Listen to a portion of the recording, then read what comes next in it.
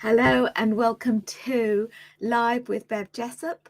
I'm a speech and language therapist and I help other speech and language therapists who are thinking of setting up their own business to go from thinking of an idea and actually doing it. And today I wanted to talk about you are here for a reason. Why do I want to talk about that? Well, it's the beginning of the year and we have all these sort of grand ideas of things that we want to do. And I don't know whether you've got an idea of maybe starting a business. Maybe you think that you want to do some sort of course, or you want to try doing some artwork, or you've got a musical idea. Whatever it is, everyone has a talent. And I wanted to come on here to just share that concept that we are here for a reason. Now, I don't know if you know, but I'm a Christian, and so I believe that God put me here for a reason, and whatever the reason is, it might be that I'm here to actually help other therapists. And I think when we are like thinking, oh, I don't think I have got a point, there is, I haven't got anything special. There are other therapists, there are other people who are doing my kind of job. But yeah, they are probably other people that are doing, they are definitely other people doing your job. But there is only you. You are unique. And even though other people might have certain ideas, your idea is unique. Your goals are unique. Your life is unique. Your experiences, your knowledge, everything about you is unique. And I feel that sometimes we go about life thinking we're just not good enough. I don't know whether that's something that we've been told, we've been programmed.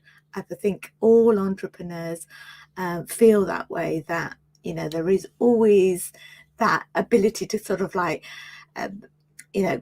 compare ourselves to others. Or we think that we're too young, we're too old, we just don't know enough, we've got to go on this course, we've got to get this qualification.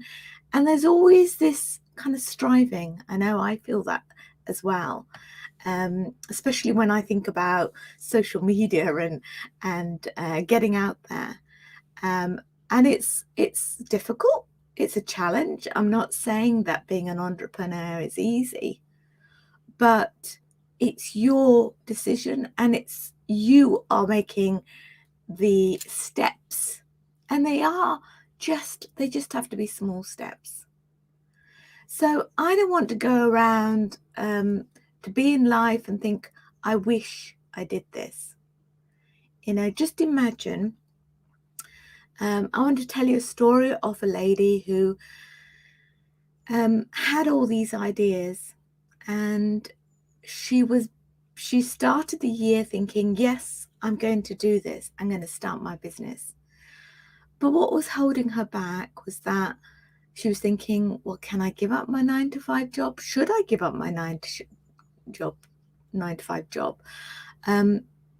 What about who's going to pay the bills? And what about if this happens or that happens in the future? Will I be able to afford to keep things going and provide for my family?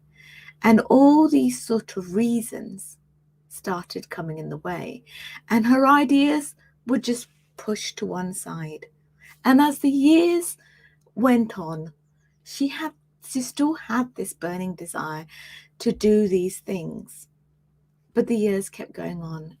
The reasons kept coming in the way. Life happened. And before you know it, she was not just too young to do it. That was one of her reasons. She felt she was too young to do it. She was now too old to do it. And she felt she was too old.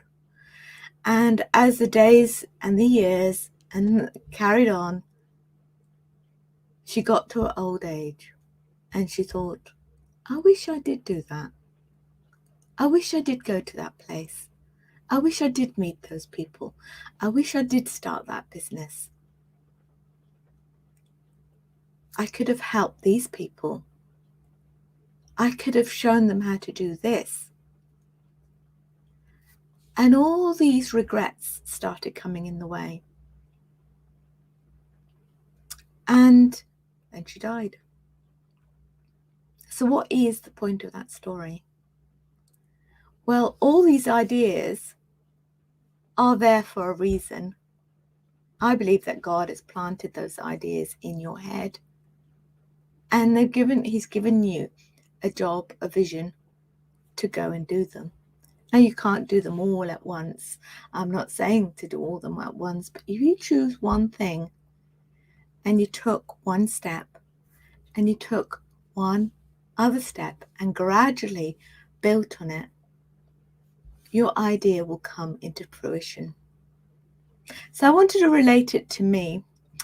In 2010, I joined a competition. It was called Take One Small Step, and it was for businesses. And the grant money was quite a lot, about £50,000. And it was with Barclays Bank.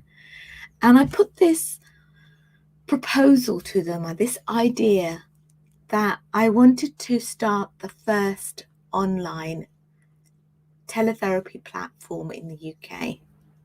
I knew it was something that was done in the US for years, but we hadn't got anything here in the UK in 2010.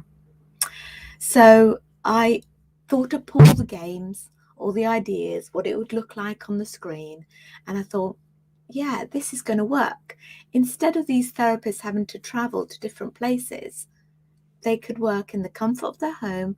They just need a webcam, a good PC, and they can access their software, download whatever they need to, share their screen and play those games that I had invented.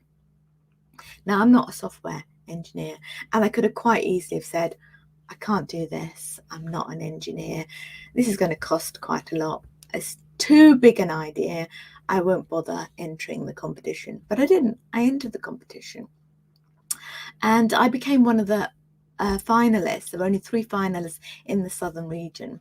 So one man had created this sort of, his idea was like, like when you go camping, instead of taking a tent, you could hire out a porter cabin, something like that, sort of like a box basically, at this festival or at this campsite. And that was his idea. And this other guy had invented a bag that carries babies.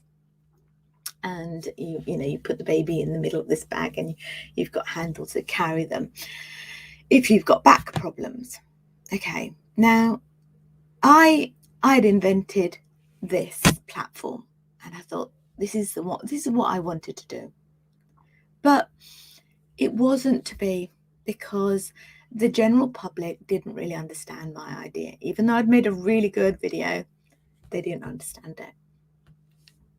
And so I didn't win the 50,000. The person with the bag did. And I thought, how am I going to get these people to understand this idea? So I left it. I just parked that idea and I didn't do anything about it. And then when the pandemic happened, I started getting people, other therapists, saying, well, how do you do this online? And how do you Zoom? And how do you, they had loads of questions about doing teletherapy online. And I'd been doing it since 2015. So a long time before COVID. And I thought, well, okay, I'll run a course. And I ran a course. But in all of this, I still had this idea of this software. And then Voxy Clinic got in touch with me, and they said, look, would you work with us? Would you be a consultant and help us develop this platform? So it seemed like an idea was going to turn into reality.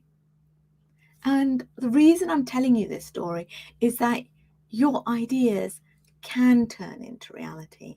Now I give Voxy Clinic ideas on how they can improve their software and what sort of activities and games that they could have on there. And their software engineers develop it. I don't even need to, put anything into in terms of investment. They're doing all that. So I just wanted you to know that if you are a person who wants to turn your idea into reality, then you might want to consider putting in your ideas on paper.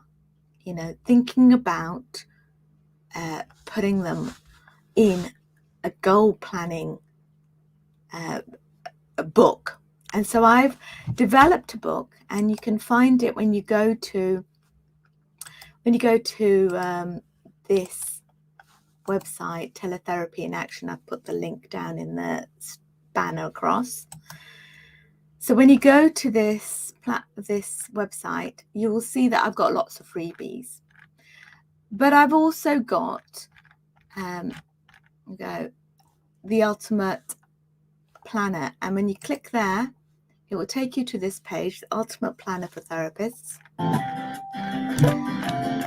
and you can see the video here.